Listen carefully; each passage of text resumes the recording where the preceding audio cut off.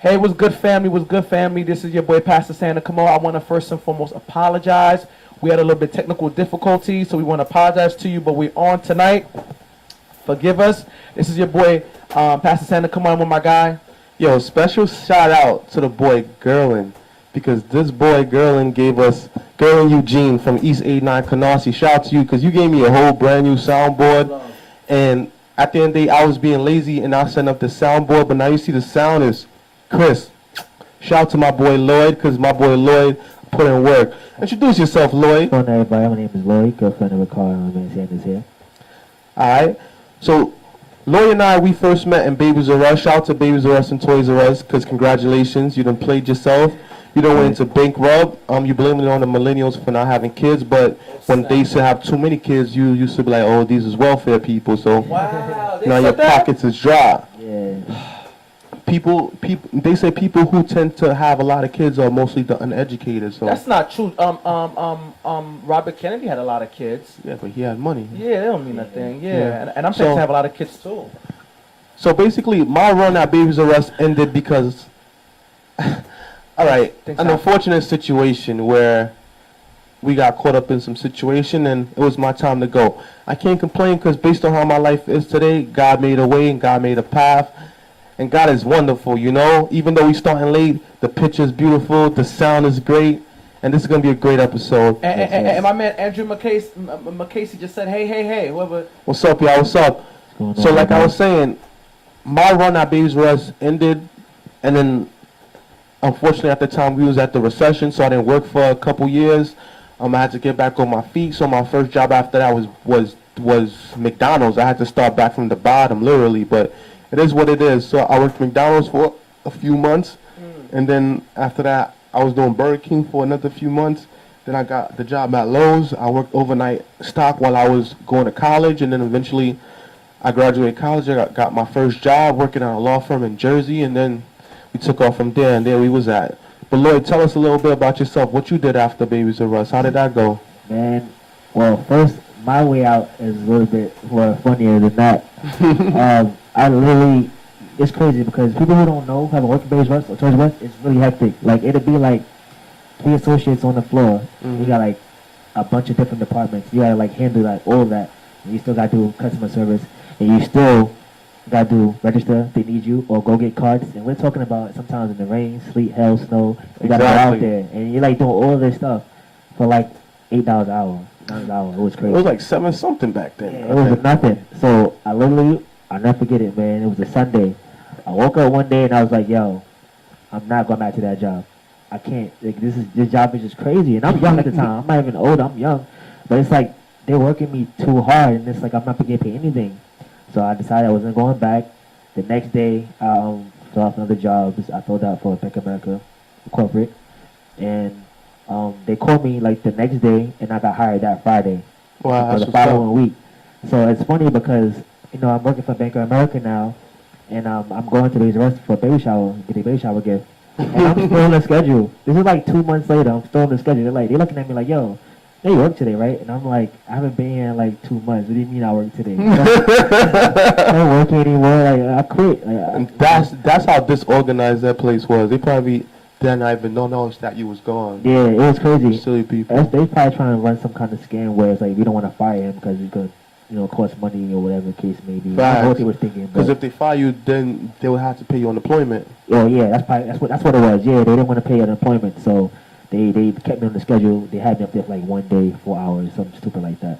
Wow. But yeah, after that I went to Bank of America, corporate security. Wasn't doing too much there. It was fun, getting paid. Yeah, you decent did amount do of money. security at one time. Yeah, it was fun. I got to meet a lot of people. You know what I'm saying? Learn a lot of things. And then after that, I got called by Transit, which is where I'm at now. I'm a conductor for MTA, Transit New York City. Shout out to Ernst. So let's talk a little bit about transit. Like you was talking to us earlier off camera about how there's a lot of things that go into it. There's a lot of different parts of transit. One interesting thing you said that in regards to trains, because you're a train conductor, right? Yes, sir. And you were saying that how so many people jump in front of the train or get pushed in front of the train or fall in front of the train that is normal, and a lot of it don't get reported. Yeah. I know sometimes in the subway there's a sign that has the stats of how many people fell on the tracks, how many people died, Yeah. and how much people survived. I think it's way more than that it says though. Of course. I don't know like for a fact, but I think that it's more than what that number says. Why do you say that if I may ask? Because I feel like that's what has been reported. Yeah, of course. You guys don't ever hear about it. It's on the news. Have you ever been in the news and heard that somebody got hit by a train? It happened last week, but you ain't hear about it. Yeah. You can't pull it up. Randomly, only if it's Yeah. like a high-profile situation. Exactly. Anyway. But I know it happens a lot in the Bronx because a lot of crackheads out there. It happens a lot in the Bronx. Most of the time it's in the Bronx. It's almost always uptown. Yeah. Almost always. Because a lot of those people got drug problems, methadone issues. Yeah. And so it's a low poverty area. So for those reasons. My thing is that what do you think do you feel like people are handling? I mean, I don't know who's handling the Bronx. Do you feel like people are doing their part when it comes to the Bronx of handling and helping these type of people? Well, I've only been to the Bronx, like, on foot when I was working for transit. Like, before that, I'd never even been in the Bronx before. When I was a kid, I wanted to go to the Bronx Zoo, but that was about it. I don't go to the Bronx. I don't drive to the Bronx. I don't hang out in the Bronx. So before transit, I didn't go to the Bronx. So I don't know enough to really speak on the Bronx, but I do know by the stats and by what I've seen personally that a lot of the train issues that we have with people jumping in front of the train, it normally happens in the Bronx or like from the Bronx coming into Manhattan. Like it's almost always uptown. Almost always. Wow. Yeah, I know in regards to Bronx, I worked in the Bronx for a year and a half for a non-for-profit. And during that time, I helped the population that lived under the 200% poverty level, which means imagine being broke 100% under the average person, and then you minus another 100. What does that even mean? What does that even mean? It means basically a family's living off of $225 a month. Okay. Yeah. That's crazy. And some people make $225 a day. Yeah, that's crazy. Yeah, so basically the government pays the entire portion of their rent.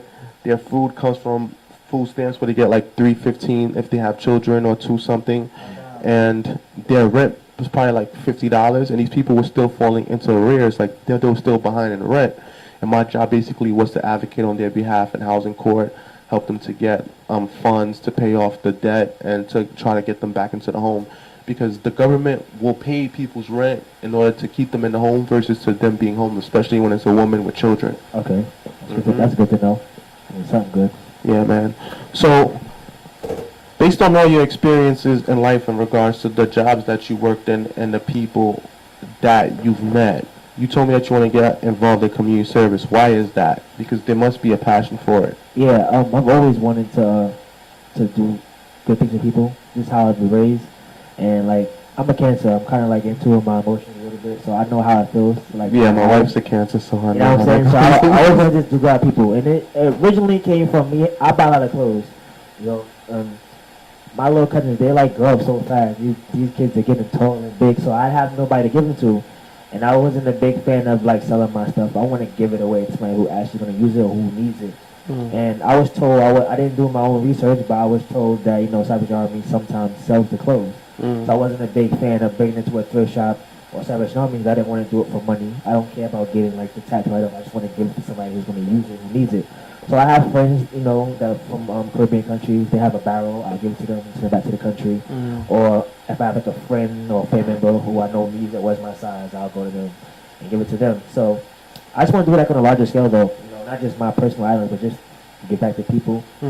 At first, I thought I wanted to wait until I got rich and, you know, build something. But I realized you can help somebody and not be rich. You don't have to be rich to that. So. I think that's the biggest misconception, right, Sanders? That is the biggest misconception. I agree. Why do you think that is, Sanders? Explain. Well, people think that in order for you to do great, you need to have much, when in reality, you just need to have a good heart, and you can make something work. And sometimes other people want to do things too, but they wait till somebody else do it, and then they jump in. Perfect example would be when we do initiatives, Sanders. That's a fact. Like, Sanders and I, in the real world, we did a lot of things that weren't ever done, like the diaper drive and the coat drive and things of that nature. And there was a lot of people that helped us and that donated that helped us to do it, because most of the time we wasn't using our own money, but we did crowdfunding. But those people, they said that those were good ideas, but they did not want to do it themselves. That's a fact. Or they said that they're limited in certain aspects, or they did not want to get involved in the politics of things. Or the option is, I'm not talking about for the ones that do give, I'm talking about the ones that don't give, that don't contribute, that will I'm not gonna say critique. I would say maybe not understand because they've never done it. And they want out of what you put in work for. Yeah. And I think that's not fair. And when, you know what I'm saying, I don't usually get that, you know what I'm saying, because I'm very straightforward. But I talk to people but like that, that's not fair. Like, I understand people like, listen, let's partner up together, let's make something work. Yeah. I understand. But if you're not gonna put in work, like, why are you even asking? When you're ready, you have a lot of money, you know what I'm saying, in the bank, you're working, you see what I'm saying? I call that hoarding. Yeah. You know what I'm saying? Instead of giving it to somebody who needs, because their families out there, like for example in the Bronx, they don't even have food to eat. Yeah. They don't have a meal to eat. You see what I'm saying? And I think that's not fair that you gonna take something when every week you getting paid every week. You see what I'm saying? And somebody who don't got it, I think that's not fair, period. You know what I'm saying? But there's a lot of politics, and even the people that do give, because the people that do give, like these charities that the government gives funds to in order to give to other people, because a lot of times the government doesn't do everything by themselves. Perfect example would be DHS, Department of Homeless Service. They're not able to service all the homeless people, so they give money to non-for-profits to do the job for them, and they just fund the non-for-profits. But a lot of times the people that's running these companies, they're not doing a good job. Like one of the things that one of my teachers said was that a perfect example would be a lunchroom, either in the school or in the shelter or wherever. They have the funds to get good food, to feed the people good food and great food, but they get food that's the bare minimum to pass the nutritional requirement. Yeah. And they basically starve people. Not starve people like not give them no food at all, but they give them just the bare minimum. He said that each man's a different size, right? Like me, I weigh 180 around that. You probably weigh around 180, 190. You probably weigh like 150. 150, okay. So like we would all eat different portions of food. Right. But at these places, they give everybody the same exact portion. And if even in jail, shelter, school, if you ask for an extra portion, they'll be like, no, get out of here, keep it pushing. Yeah. But a lot of times, not everybody's going to eat it. Like at school, there's kids that think they too cool to eat free lunch. Definitely. At the shelter, those same kids that you grew up with, they homeless, but they still have a lot of pride, so they don't eat the food. Yeah. The people that's willing to eat the food, give them a bigger portion, but you rather not, and they be your own people that's like spoon feeding you, and they have that house nigga, field nigga mentality. Yeah, most of the time, they at the end of the night, it gotta go in the trash. Some people do give the city harvest, but most of the time, it go in the trash. So it's like, you saved it for what? They saved it for politics. But they're not taking it home. But City Harvest is official, right? Yeah. It's official. But they said that the food is a way to oppress the people. Like, let's break down the book of Esther, right? Let's look at the book of Esther. In the book of Esther, Haman bought the Jews from the king, right? For what? 12 pieces of silver. He used the silver to afflict the people and to manipulate the people and to abuse the people. The king was rich already. The king was so rich that he had a 7-day feast that everybody that wanted to eat or drink as much as they can could drink and eat as much as they can. He did not need that $12.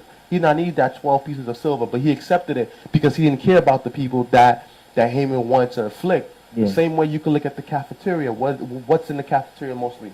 Silver, right? Yeah. And they use that silver to oppress the people. As in, they have all these stoves, they have all these spoons, they have all these utensils, but they rather use it to a bare minimum just so it was a way to oppress the people. Yeah. There's always a way to oppress the people. My thing is that, like I said, man, you know, we as a people, we have a lot of work to do, tremendously, because it's real out here. Because when you see, for example, I remember, I think about 2 years ago when we felt like over 500 homeless people, in the city. I'm telling you, man, whatever they wanted was on us. You feel what I'm saying? And it's just sad, man, that they were shocked that we was giving them real food, regular food. Yeah. And like I said, man, when the time comes right, the way Rickard is gonna be transitioning, we're gonna do it right, man. We're gonna do it right. We're gonna do it right by the grace of God. Yeah, I had something like that happen to me. I mean, a little bit on a tangent, but I remember one day I was going to work at Baby Us, and I walked to work. I walked to the parking lot by BJ's to cut through to go to over at Gateway Mall, and see the lady. She was like, she was like struggling, old lady. She was struggling to like put her she had like a case of water to put in her trunk. So I see her struggling, help her put it in the trunk. So she had like a bunch of them. So you know how we used to always help people all the time. Yeah. All the time, we do all the time. We do parking lot. So I'm helping her put it in the trunk. Sometimes we got tips. Yeah, right? So I'm going with it, right? So I'm helping her put stuff in there. So I put stuff in there. I'm like, she's like, you good? She's like, yeah. She's like, thank you. I'm like, all right, cool. After I'm like walking away, she like stops me. She's like, here, take this money. I'm like, no, like you good, like you old lady, like I'm not gonna take money from you. Like I'm just helping you. You need the help. You know what I'm saying? I'm not gonna take money. She's like, no, listen, like this lady stopped me. She like will not let me leave. She was like, listen, young man, take this money from me. And I'm like, why? I'm like, I'm just, first of all, I'm trying to go to work. That's first of all. And second of all, I'm like, I'm just helping you. I'm supposed to help you. You know what I'm Yeah, saying? facts. I want my grandmother. It's like my grandmother helped us. She's like, no, listen, like. Don't deny your blessings. Like I'm trying to give to you as a gratitude. Like I don't be too prideful. That's a fact. This is my way of thinking. That's a fact. So I was like, when I learned that, I'm like, damn. I feel like I make people like too. When I help people out, sometimes they feel like that. So I'm like, they like, yo, thank you. I'm gonna do something. But I'm like, no, like this is your blessing. You don't have to give anything back. You know what I'm saying? This is whatever you did in your life. They got you here. I might be your karma. Like, here you go. You know what I'm saying? This is for you. So you said people are surprised that you're helping them. It's like. You've never had people helping before. No, exactly. And I think that, like I said, man, what we need today more and more and ever more is just the love of God, man. Showing the love, spreading the love, embracing the love. You know what I'm saying? People always want to say good things about you when you die. But when you're breathing, they don't want to say. That's why for me, I'm very animate about that. You know what I'm saying? Letting people know, showing them, showing some kind of a sense of, you appreciate it. And that's what it's about, man. You got to live to the fullest. You know what I'm saying? Definitely. Yeah, but I have to ask you this. What are the 3 complications you face at your job? Working at transit? Well, for me, personally, I don't have any issues with anybody. I don't, with the job is easy. Okay. You know what I'm saying? I have fun at work, which is kind of funny to say. Okay, what kind of fun do you have? I do too much. I mean, you can see a lot of women. I'm a single guy, so I see a lot of women on the platform. Wow. I thought you were going to say you closed the door mad slow when somebody's trying to catch the door. I haven't heard about that. I did when I was in high school, I had a gym teacher. He used to always give me zeros for no reason. Like, he used to always give me zeros in gym class, like for talking, for laughing, for smiling too hard. Wow. So I was on the train one day, and I see the gym teacher. This is years later. You know what I'm saying? I'm like 10 years out of high school. And I see him. He's like coming from my train, and I close the doors. See him coming through. I close the doors at him. He's looking at me. He's like, open the door. So I'm like, what's up, Mr. Mitchell? That was his name. Like, what's up, Mr. Mitchell? He's like, oh, sorry, what's going on? Like, yo, open the doors. And I'm like, nah. Wow. I opened the doors and I kept going. I'm like, yo, because these dudes try to film me. And it's like, yo, looking back, it's like, for what? Like, with kids having fun, 16, 17 years old, like, you gonna give me a zero and you gonna film me? It's probably because he was upset with himself. Yeah, probably. So I was like, yeah, this is my way to get you back. I'm gonna disrespect you. I'm gonna curse you out. I'm just gonna make you late. That's not worth it. It's gonna make you late for work. You know what I'm saying? So sometimes, okay, I'm gonna give you another story similar to yours. Like, I have a friend. Shout out to Brendan. He drives the bus. I think the 46. Shout out to him.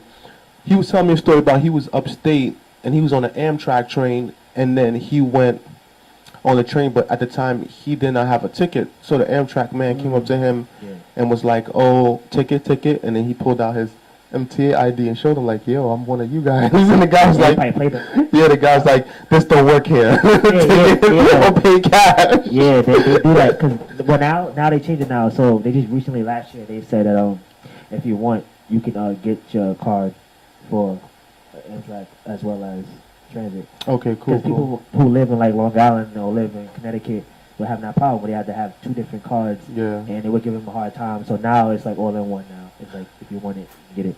But the irony in all this was he told me like the same week, like a few days later, he was driving the bus and the same conductor from the Amtrak was at the bus and he didn't have a Metro card. And so he looked at him and said, "Hey, do you remember me?"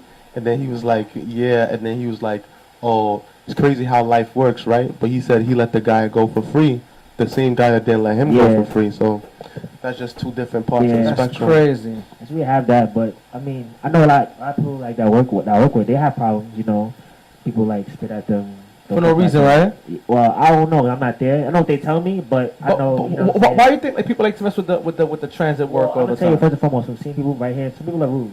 And I'm talking about customers. I'm talking about people who work for transit. They're very rude. Yeah, of very course. nasty people. Especially you bus get- drivers. Yeah, so you get what you get coming to you. But don't, when it happens to you, try to play like, you didn't do anything. But why think they so nasty for? Because people are just nasty. That's That's a what it fact. is. You know what I'm saying? Because like I said, I work the same job they work. Mm. So anything that they taking out gotta be from home. It's not from work. Or It's not- some of them are prideful because of the job they have, so they feel like they're better than other people. That's true too. A lot of that that happens a lot As too. an example, so take that back. When I first started, so we have these things that we do when we first come on the train. As a conductor, I'm in charge of the train. I'm in charge of the doors, the people on the train operator, I tell them when to go.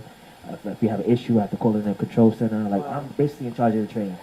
So when we get on the train, before we leave the station, we have to do PA checks. Make sure the sound system works so people, if I make an announcement, they can hear me. You also got Those PAs don't ever be working, bro. Yeah, They on the new trains they do, but the old trains, they be messed up. Yeah. They're like from like the 80s, the 60s, 70s. They don't got those trains anymore. Yeah, they do. Nah. Yeah, they do. It's the where? Yeah, the C line, the A line. Not the red boys, but those trains that you see, like some of those C trains, been there since like the 70s, 80s. Yeah, man. the C train, You A line. serious? Yeah, They did taking the parts out. Taking the yeah. parts out. But Like the only brand new still the same, trains, yeah. I think it's the L and the It's some- 4, the 5. L, 4, 5. You have some of the 6, the 7. the 3, the 2. No, the 7, the 2. The 3. The N, the Q. That's The crazy. ACE.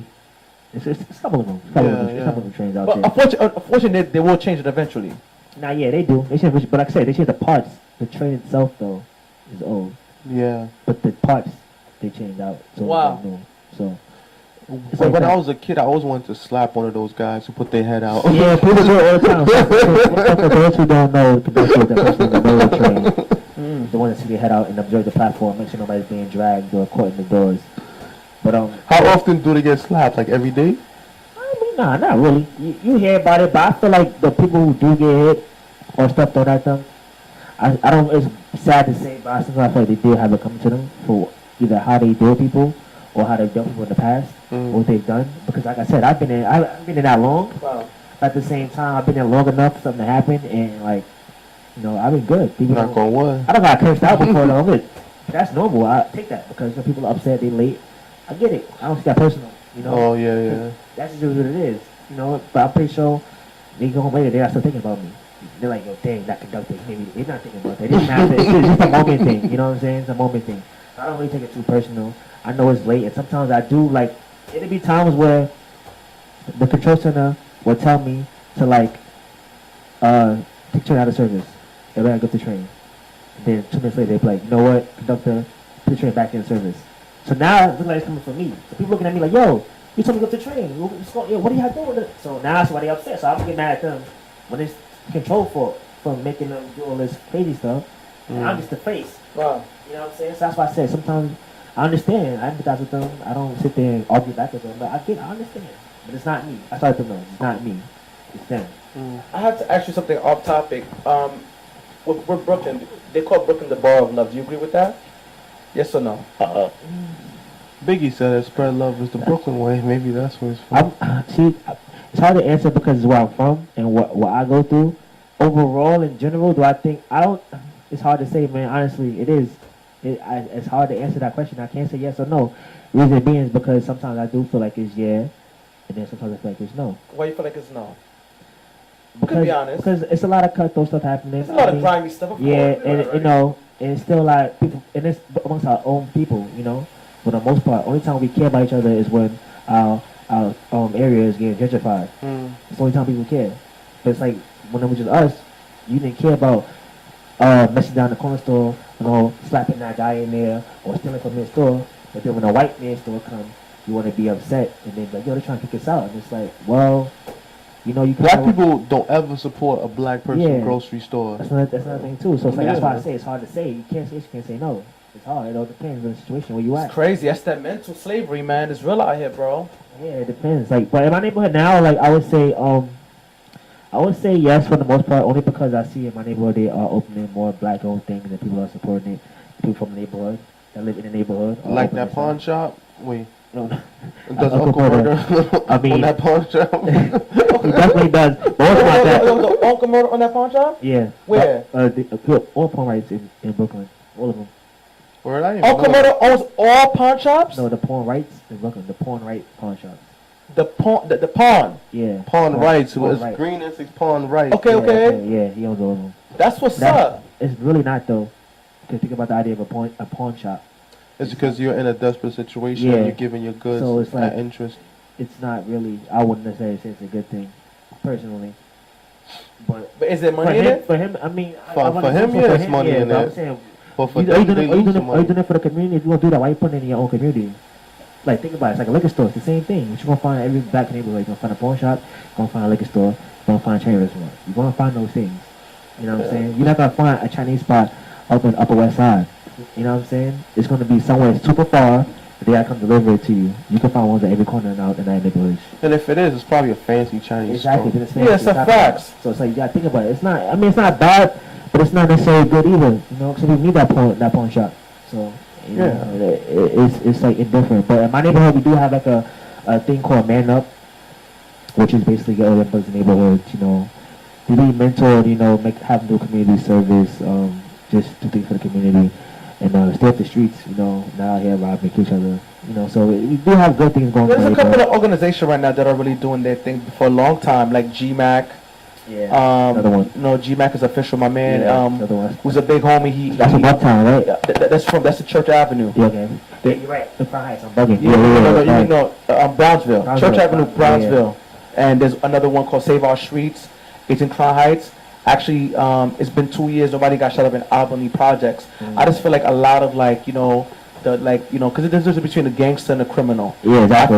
I feel like the gangsters, they just want opportunity. You know what I'm saying? Exactly. And I feel like if we the church especially, talk to a couple of big homies, like give them resources, talk about fixing their credit, owning property. You know what I'm saying? Different things like that.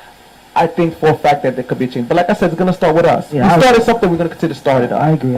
Because most people always say they didn't have any options. Yeah. I mean, Give them options. Yeah, and you see guys like, I respect guys like my son. I respect guys like, what's his name again? Brother Polite? Yeah, I see you doing it. I don't want problems, because I'm always in the nine. And I get a lot of love from my man Zeke. So my man Zeke, salute to you, my man Zeke from the 9, one of the big homies around the way. So I got, I can't, do that. You feel me? Also, my man Casanova, he's on that same time and too. Papoose too. Papoose on that same time and too. Yeah. Little Ma. I mean, I said Lil Ma. Lil Mama. Yeah, then the same time. You used to have a crush on Also, back in the days, also guys like Jay Prince too, you know what I'm saying? Prince, So a lot of, a lot of, big homies, they really want to just change their community, develop the community upon the community. We just need the spiritual leaders, other than Farrakhan, to actually be out in the forefront and just really engage. Because I don't know if you know, in the summit you be seeing guys like Rick Ross. Rick Ross being the summit at Louis Farrakhan summit, Nas being the summits, P. Diddy being the summit, you feel me? We just need more. Barack Obama. You know what I'm saying? I don't know about Barack Obama being those summits with Louis Farrakhan, you feel me? Yeah. So, but we just need more of that, man. Just to empower the brothers, uplift the brothers, because the brothers need hope, bro. Definitely. You know what I'm saying? That's what the brothers need, man. I think, I'm going to look in the camera when I say this, I think all you guys that's always constantly saying, oh, you see the changes, you see the progress, you see the movements, I need you all to join this movement, because this is something that you could join into. It's not one of those situations where you're going to be like, oh, yeah, I saw this person doing it from afar, but I didn't really know this person that did it. Close. This is a person that you know personally, you know me personally, you know Pastor Sandra Cameau personally. And we building this from the ground up right before your eyes. Like, we signed the papers this week to be incorporated. Once we be incorporated, we're going to file the papers for the 501c3. Once we do that, we're going to be official. So we growing up, we have the opportunity to hire our friends and family and give them positions and put them in position and not in prison. Like Sanders always say, we got the opportunity to give people opportunity to feed their family and to help their family and friends out. So this is what we're doing. So right now, we just need supporters. Like, we're not asking you guys for money no more. That's why we got the 501. We're doing it ourselves now. We just need your support. We need your love. We need you to share. We need you to tell your friends. We need promotion, free promo if you can. All you guys that have skills. I know some of you guys have bachelor's and degrees in business and nursing and social work Wow. and law, all these different degrees that you guys have. Let's get together, build a company for the people, by the people, which literally for the people, by the people that you actually know. And if we doing something wrong, let us know. You know, this is Nothing wrong co-founder, being done. CEO, co-CEO, you know, executive director. This is your people that you know. This is the first time ever in history where you have a direct link to a company that's being built right before your eyes on TV. Yep. So That's what it's about. Basically, it's all about community development. It's all about community development, developing your community.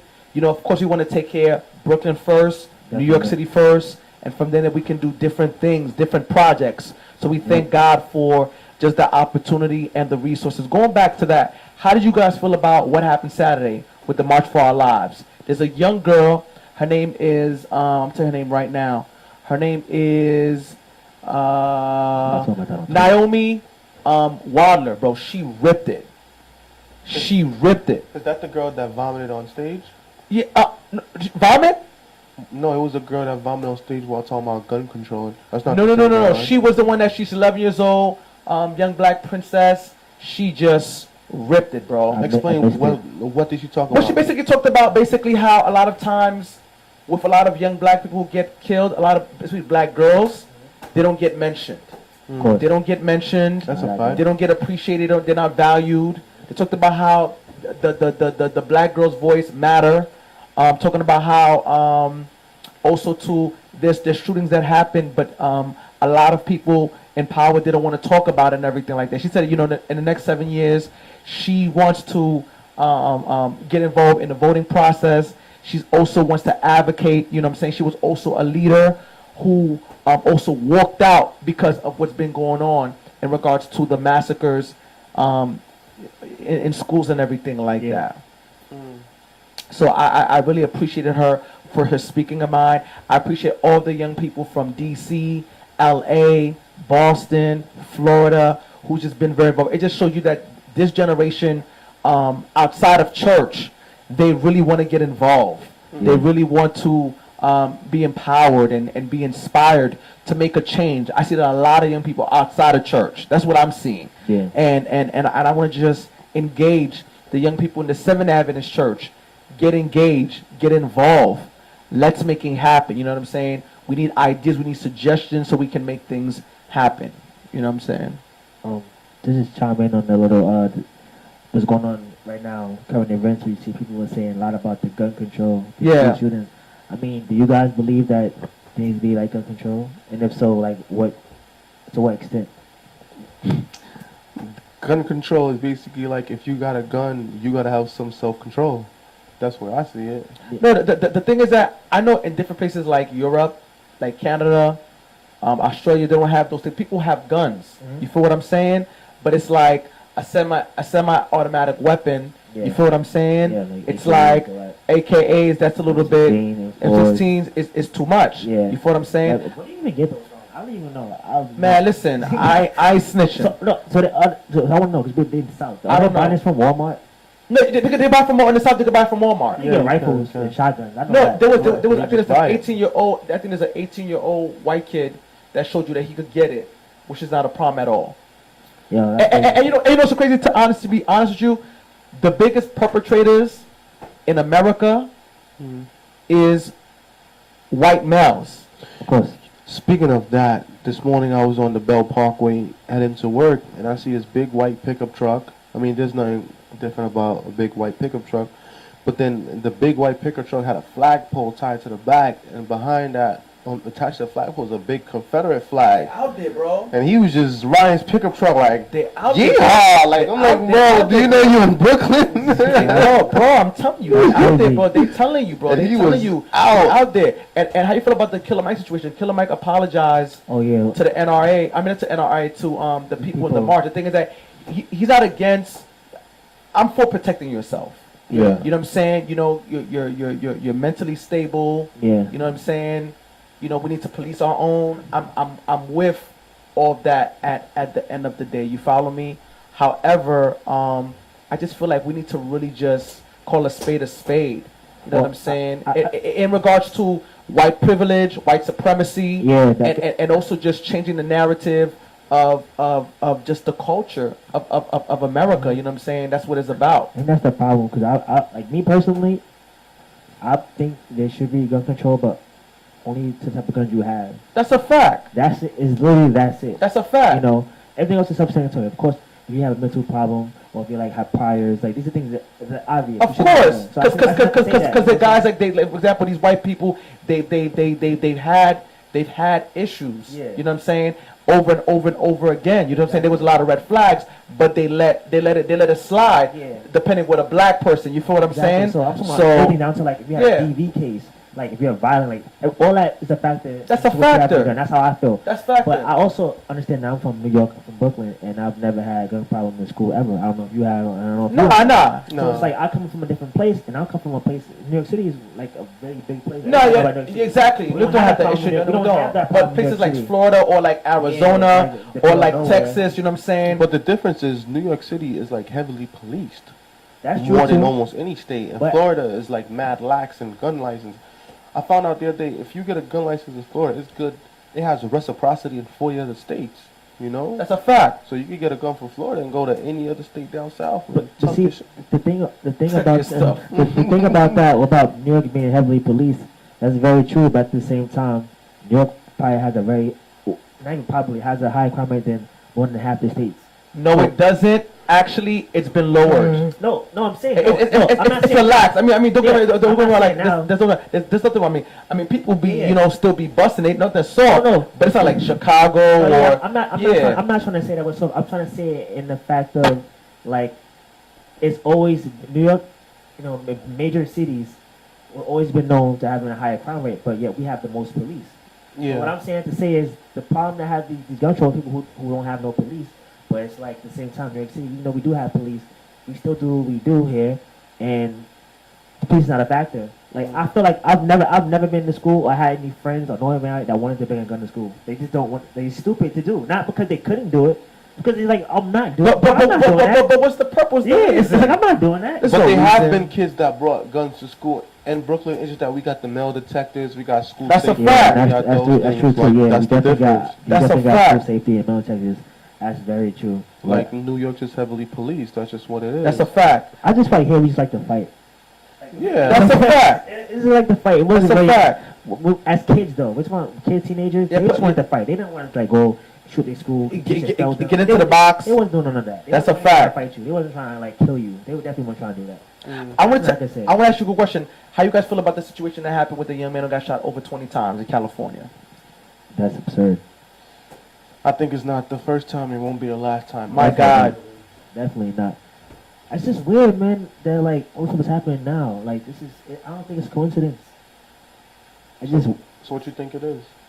I don't know. I'm not a conspiracy theorist, but I just find that very hard to believe. It's like this is happening way too often, way too frequently. Like something is going down that's beyond me, bigger than anybody. No, I really feel like, in all honesty, I really feel that the Ku Klux Klan has infiltrated governmental that's been though. agencies. I really feel that The way. police? Yeah. I really feel that way. I mean, it's been that way for a long Yeah, time. I really feel that way. And I really feel that way, and I feel like there's a civil war going on in yeah. regards to good and bad. Yeah, I would feel like, because like there's like, don't get me wrong, like in the midst of everything that's going on, I mean there's good, great white people. You feel me? And there's white people that are like, Robert E. Lee and Jefferson Davis. That's true. And Jefferson Davis. You know what I'm saying? There's a lot of that too. So I just feel like, cause like look now, they just elected this congressman. He's a Nazi. Mm-hmm. They just elected him. Yep. You feel what I'm saying? So it's real. So the thing is that, like, I feel like now, like especially with what we're doing, we got to take it like to like the next level, because if extremism and racism could be so blatant and Yeah. in your face, and they can call people niggers, you see what I'm saying? You understand what I'm saying? And you see nooses and you see swastikas. This is a time for us as leaders to level it up too, in regards to, like, I'm talking about, be nonviolent. However, don't think that you can come over here, you see what I'm saying, and try to kill my daughter, try to kill my wife, try to kill my mom. You feel what I'm saying? So we Yeah. just have to level up in everything, like spiritually, mentally, education-wise. We need to just level up. You know what I'm Yeah. saying? Tremendously. Not just as by ourselves, but as a people. We just need to level up. But who you think would take that initiative to be that leader? Because I was reading something the other day about the Reverend Martin Luther King, and it was saying basically the FBI sent him a care package to his house, and within the care package was tapes of the conversations and the interactions that he had with other women in hotel rooms, and they had a suicide note attached to it, and they were telling him basically this will be a suicide note that you leave after you kill yourself. We know you're a fraud. Stop wasting the people's time. We could expose you. Just kill yourself. Same thing happened with Malcolm X. Malcolm X took his case before the UN stating that America is committing genocide against the black man.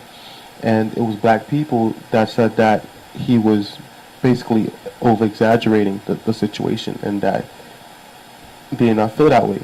But they brought a case of over 10,000 people that was maliciously killed by white Americans, either by police or by neo-Nazi groups, the KKK, and this was documented information, and the UN just overlooked it. They paid no attention to it. They let it die out, and then it fell on the floor.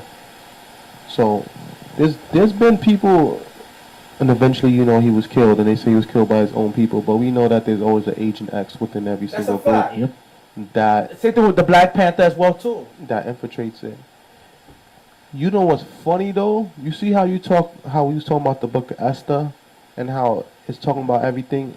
One of the things my teacher told me that everything forward could be backwards and everything backwards could be forward. Every lie could be truth and every truth could be a lie. Even within the Bible, you can use the Bible to prove something right and you can use the Bible to prove something wrong. You said the Book of Esther never spoke about God one time, right? No, It never mentions the word of It God. mentions God, no. No, but then they did say that they fast for 3 days.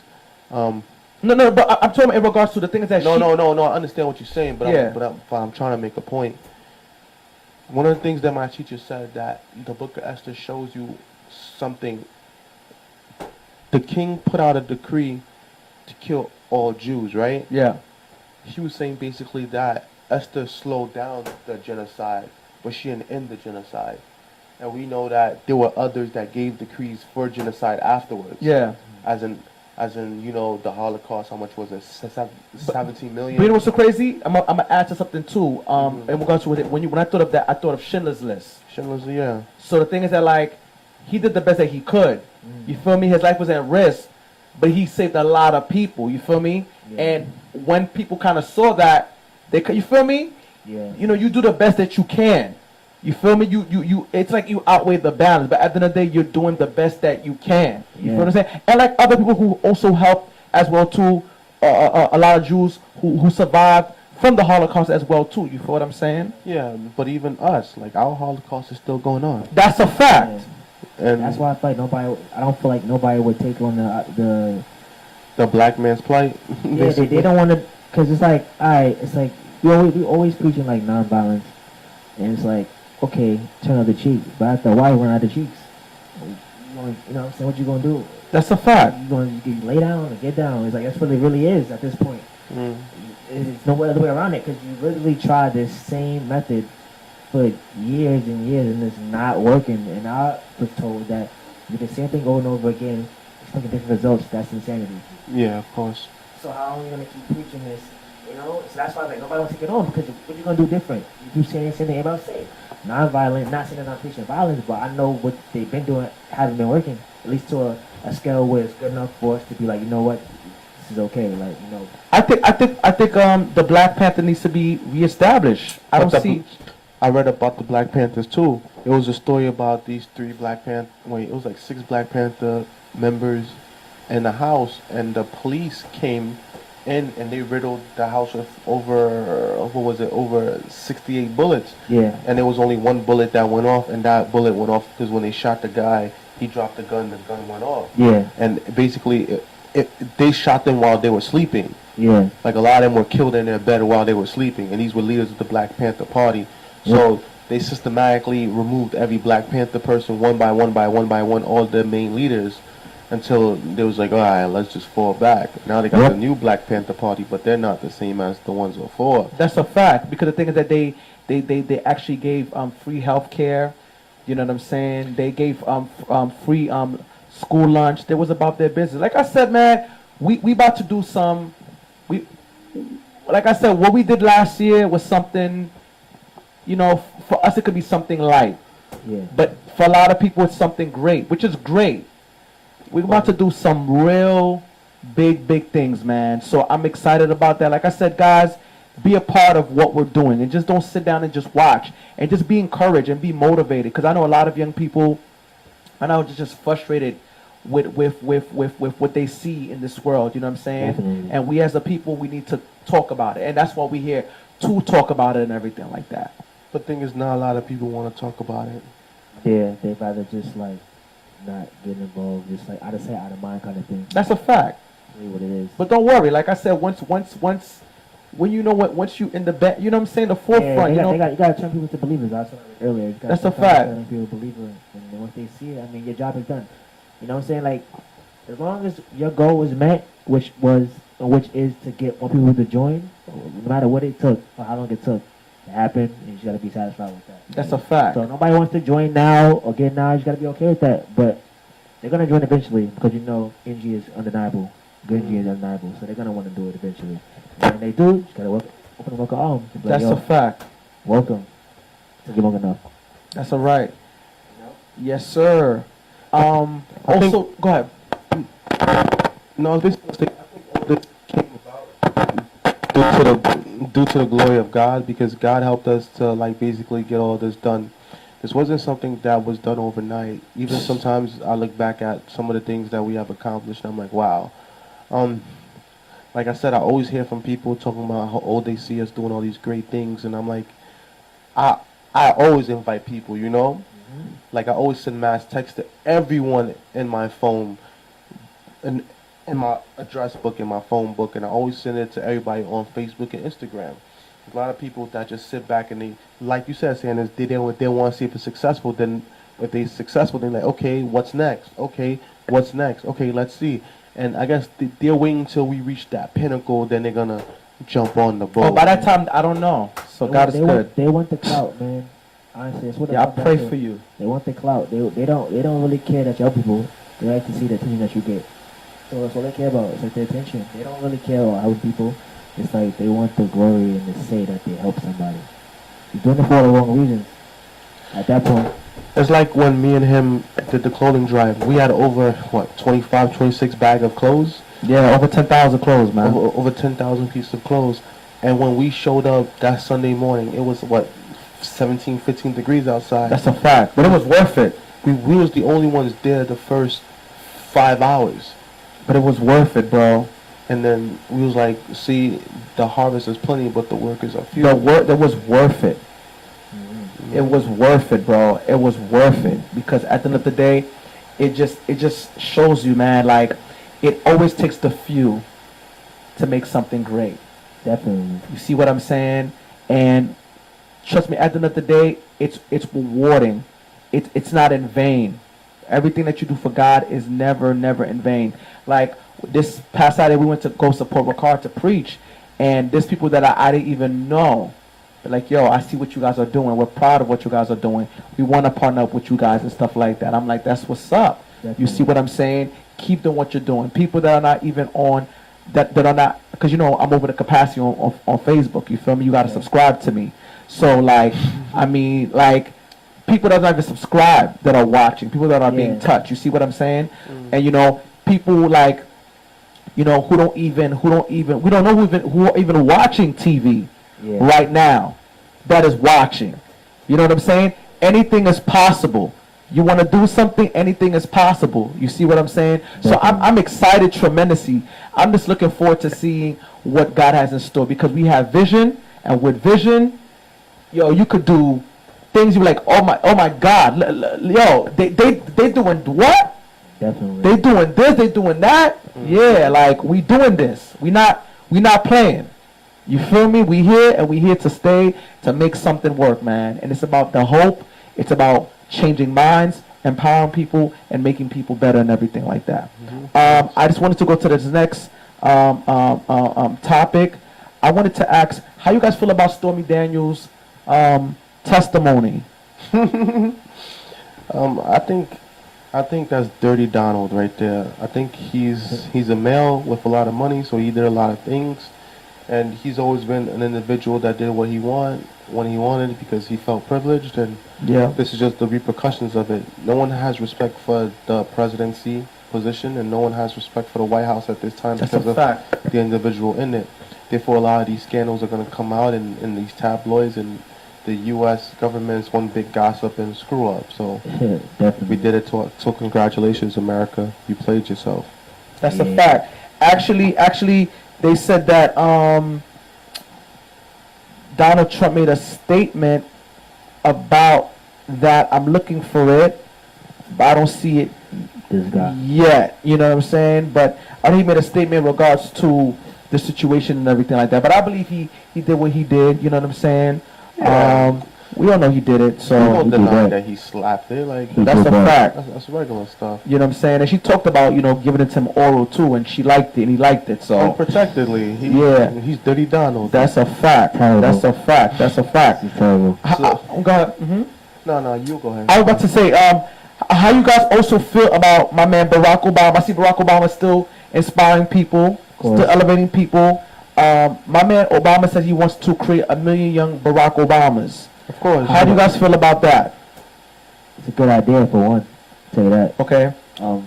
The idea. I don't really know about it personally, so I don't know what he means by that. But I mean, I met him once. Yeah, but I you did? Oh man, I met him in Birmingham, Alabama, bro. Well, that's what's up. One of the most chillest, swaggiest. Like when he came out, when he came out, and I feel vibes.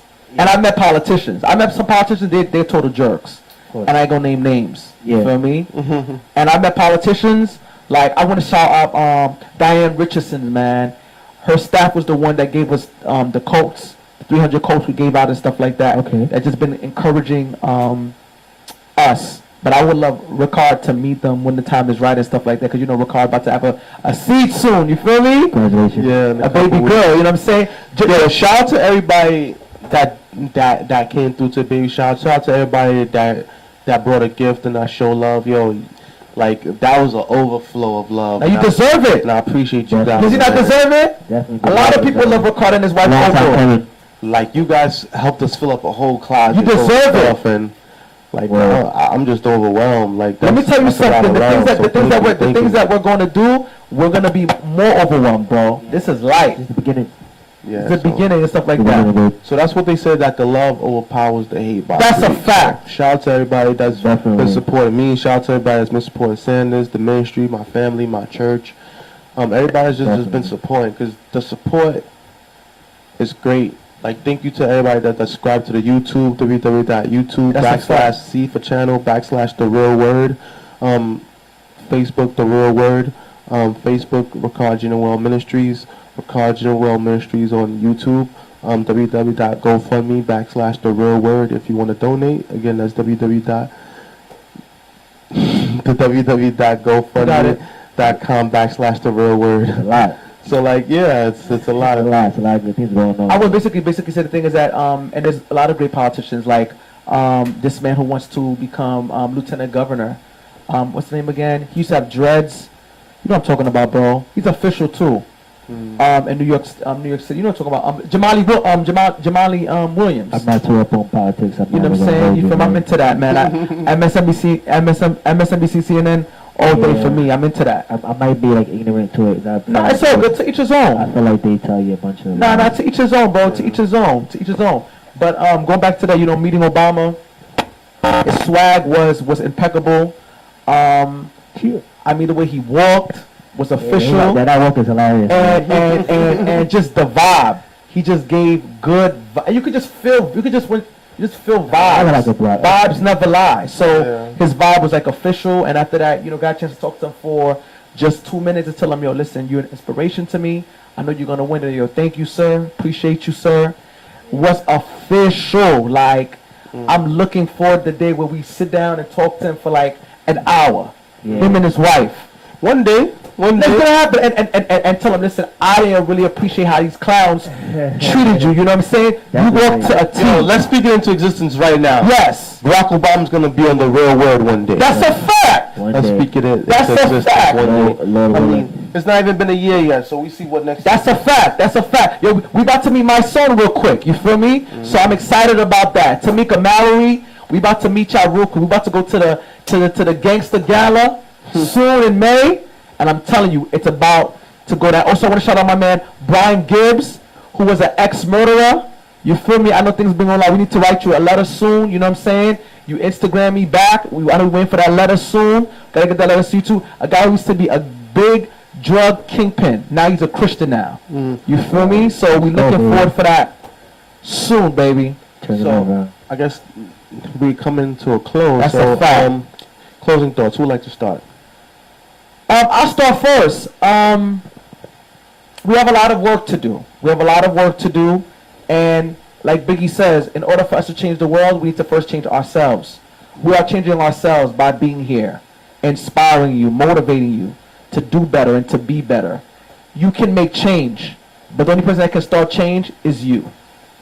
And that's what I could say. Amen, amen. Amen.